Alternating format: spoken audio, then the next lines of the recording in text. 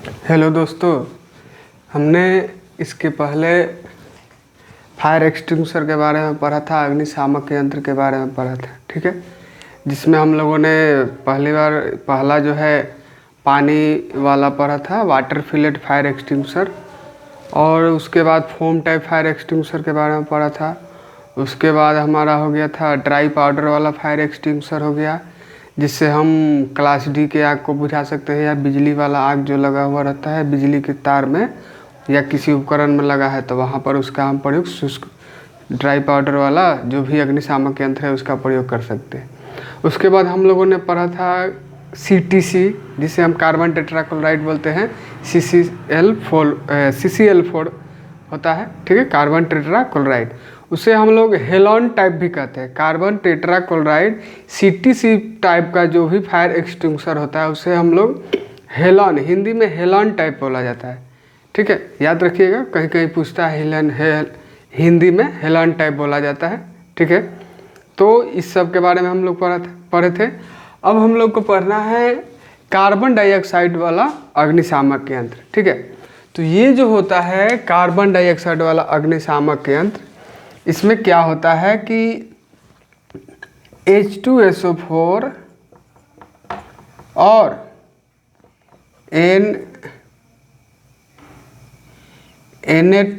NaHCO3, ये दो प्रकार का केमिकल अलग अलग भरा हुआ रहता है। ठीक है, इसमें दो प्रकार का केमिकल अलग अलग भरा हुआ रहता है। ठीक है, इसमें क्या होता है कि एक जो भी एक केमिकल होता है,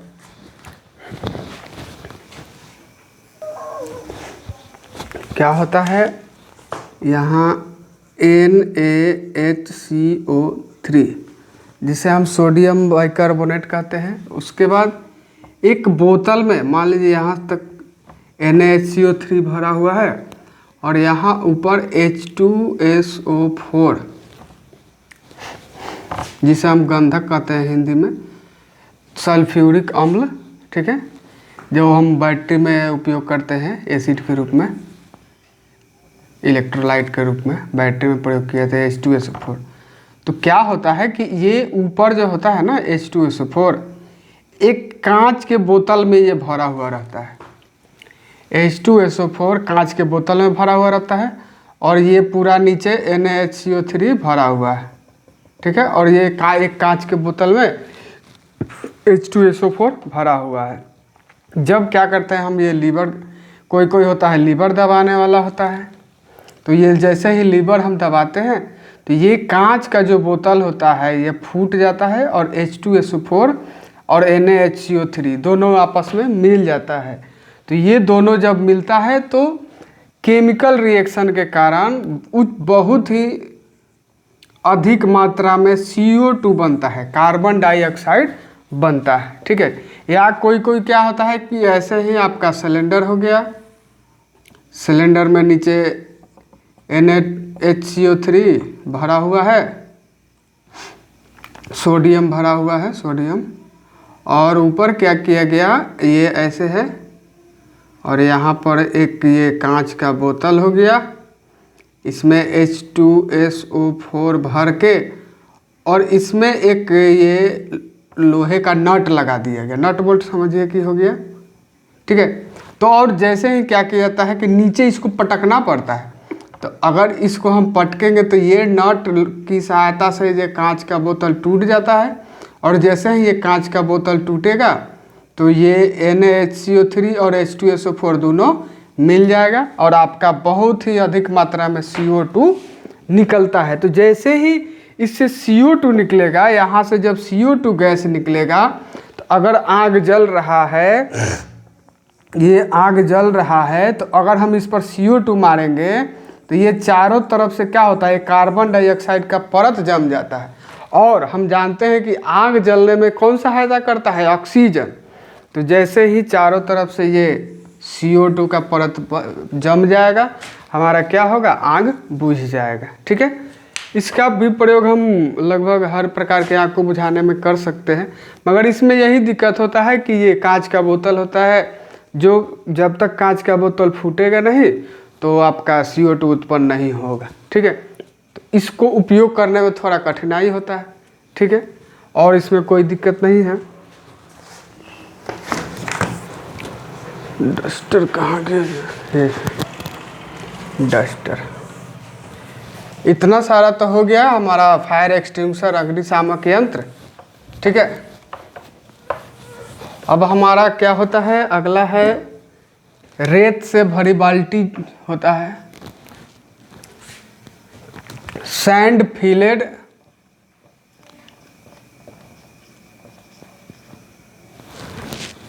बकेट। देखिए अभी तक हम लोग जो पढ़े थे, CTC हो गया, कार्बन डाइऑक्साइड वाला हो गया, ये ड्राई पाउडर वाला हो गया, ये हम लोग क्या करते हैं ऑफिस के अंदर रखते हैं, और ऑफिस के बाहर भी या कारखाना में भी मशीन के आसपास या जहाँ भी हो जहाँ पर आग लगने का ज़्यादा खतरा होता है, वहाँ पर क्या किया जाता है कि एक बकेट मतलब बाल्टी, ये आपका बाल्टी हो गया, और बाल्टी में क्या किया जाता है, रेत मतलब बालू भर के, और ये रखा हुआ रहता है, सूखा बालू, भीगा हुआ नहीं, ये सूखा बालू भर के रखा हुआ रहता है। और इसका जो कलर होता है, ये बाल्टी का जो कलर होगा ये लाल कलर का रहेगा, लाल कलर से रंगा हुआ रहेगा, और इस पर आग या फायर लिखा हुआ रहता है इस बाल्टी पर। और इसमें क्या भरा हुआ रहेगा, बालू, सैंड, बालू, सूखा बालू भरा हुआ रहता है, जिससे हम कोई भी आग बुझा सकते हैं। सूखा अगर बालू है तो आप किसी भी प्रकार का आग बुझा सकते हैं, लकड़ी में लगा हो या बिजली से लगा हो या धातु में कोई लगा हो, LPG सिलेंडर में हो, या तेल, डीजल, पेट्रोल जो भी है, किरासन तेल है उसमें लगा हुआ है, मोबिल जो होता है उसमें लगा हुआ है। तो सूखा बालू है, इससे भी हम लगभग हर प्रकार का आग बुझा सकते हैं। ठीक है, तो इसका भी प्रयोग किया जाता है।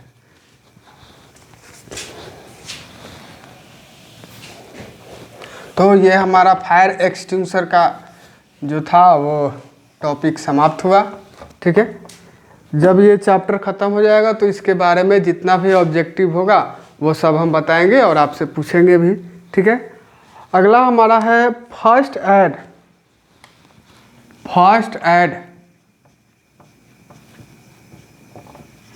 प्राथमिक उपचार।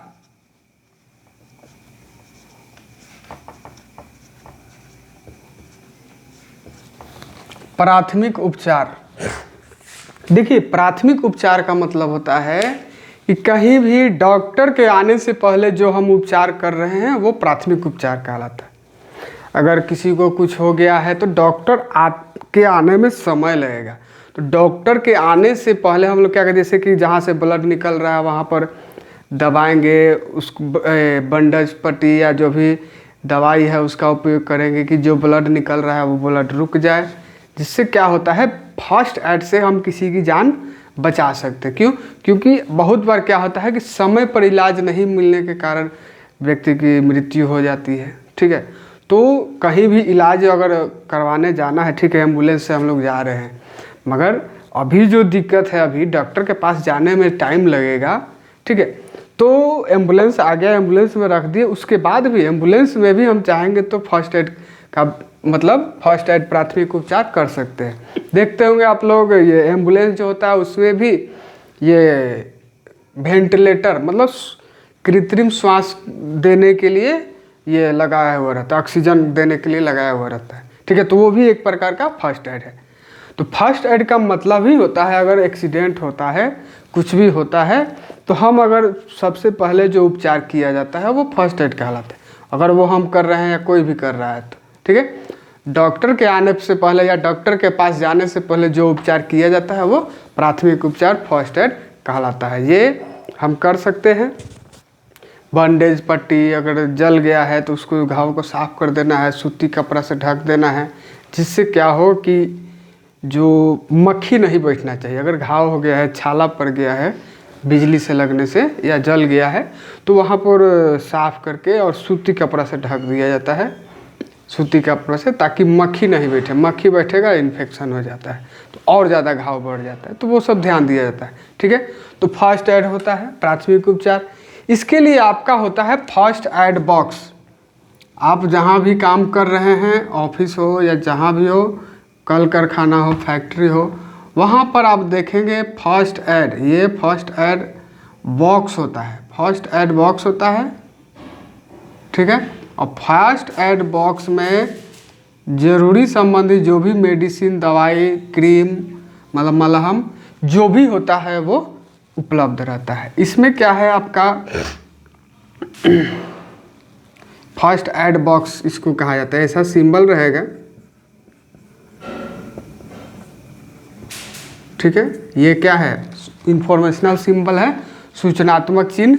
इसको हम लोग कहते हैं फर्स्ट एड बॉक्स, प्राथमिक उपचार बॉक्स। ठीक है, इसमें आपका क्या क्या होना चाहिए, आपका बर्नॉल एक क्या है, जला हुआ का क्रीम होता है, जला हुआ है उस पर लगाने वाला एक क्रीम होता है। बर्नॉल हो गया, डिटॉल हो गया, रुई हो गया, बैंडेज हो गया, पट्टी हो गया, उसके बाद हैंडी प्लस हो गया, ये सब, और पेन किलर हो गया, ये सब चीज़ ज़रूरी होता है फर्स्ट एड में होना चाहिए। ठीक है, और उसके बाद आपका जहाँ भी आप काम कर रहे हैं एक स्ट्रेचर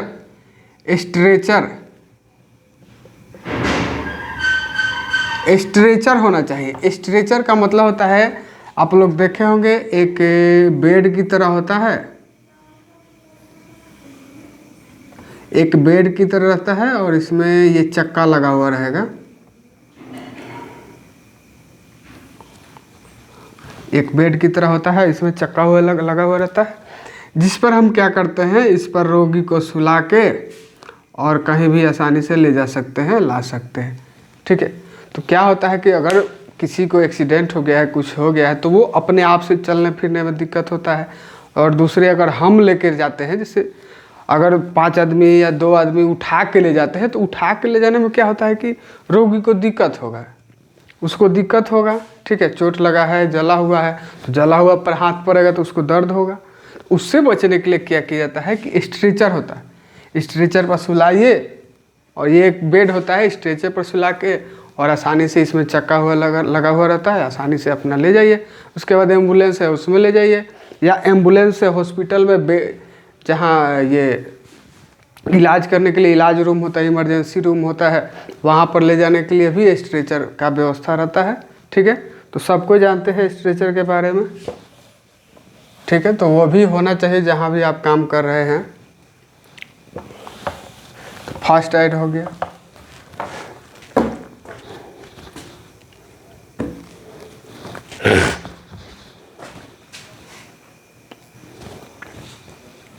देखिए, फर्स्ट एड में हमें क्या करना है कि सबसे पहले अगर किसी व्यक्ति को विद्युत का झटका लग गया है, चोट लग गया है, तो सबसे पहले क्या किया जाता है, उसका जो भी होता है तुरंत इलाज किया जाता है। तो तुरंत इलाज कर रहे हैं डॉक्टर के आने से पहले, तो वो क्या होता है, फर्स्ट एड कहलाता है।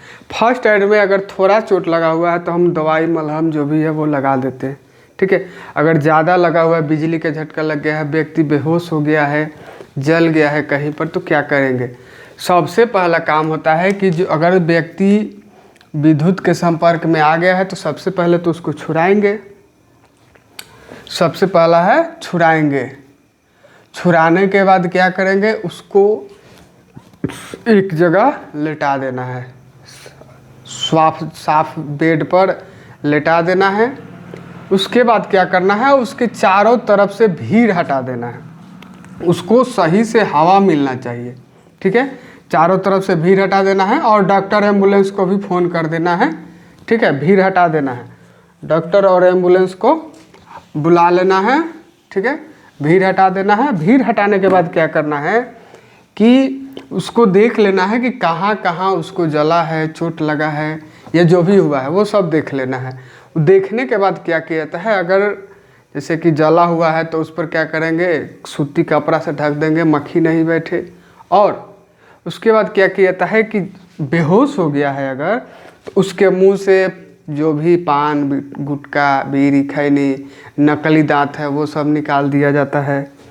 वो सब निकालने के बाद क्या किया जाता है, अगर आपका व्यक्ति बेहोश हो गया है तो एक होता है श्वास, कृत्रिम श्वास प्रक्रिया, ठीक है, 3-4 प्रकार का होता है, आगे बताएंगे कि बेहोश हो गया है तो किस स्थिति में किस प्रकार से उसको ये कृत्रिम श्वास प्रक्रिया दिया जाता है जिससे बेहोश हो जाए। तो बेहोश होने का मतलब है कि व्यक्ति अपने से सांस नहीं ले पा रहा है, सांस नहीं ले रहा है, तो उस समय क्या किया जाता है, उसको श्वास क्रिया शुरू करने के लिए हम क्या करते हैं, कृत्रिम श्वास प्रक्रिया करते हैं। जैसे कि मुंह से हवा भरना हो जाता है, या आपके पास एक आर्टिफिशियल रेस्पिरेटरी होता है जिसे हम ऑक्सीजन चढ़ाने वाला जो सिलेंडर होता है, फिर से उसमें मास्क होता है मुंह में लगाने वाला, और वाल्व होता है, सब बहुत सारा होता है, ठीक है। तो वो अगर उपलब्ध है तो ठीक है, उससे जल्दी हो जाएगा।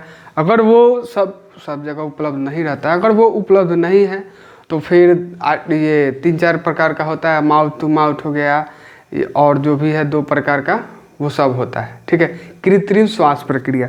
तो उसकी सहायता से क्या किया जाता है कि ये व्यक्ति को होश में लाया जाता है और उसका श्वास प्रक्रिया फिर से चालू किया जाता है, ठीक है।